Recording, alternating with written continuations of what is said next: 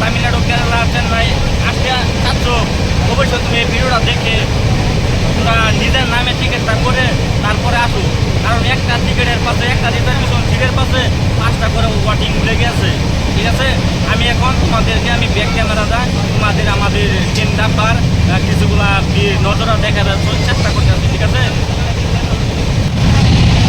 দেখতে তো পাচ্ছ কীরকম ভিড়, তামাম ভিড়। একটা সিটে দেখো 5জন 6জন করে মানুষ বয়ে আছে। দেখতে তো পাচ্ছ তামাম লোকজন আছে, তামাম কি কই বলবার কিছুই না। একটা সিটে 5-6 জন, কয়জন মানুষ বসে আছে দেখো, তামাম ভিড় হচ্ছে। আমিও কিছুদিন আগে শুনেছি নিউজে ট্রেনের ওয়াটিং টিকিট বন্ধ হয়ে গেছে। এখন আমি দেখতে পাচ্ছি একটা রিজার্ভেশন সিট হলে 5টা ওয়াটিং সিট হয়ে যায়। বুঝতে পারছো, মানুষ দেখে তো তোমরা বুঝতে পারছো, একজন মানুষের একটা সিট, তার পাশে তো 4-5জন মানুষ লোক ওয়াটিং টিকিট হয়ে গেছে। দেখতে তো পাচ্ছ তামাম লোকজন আছে।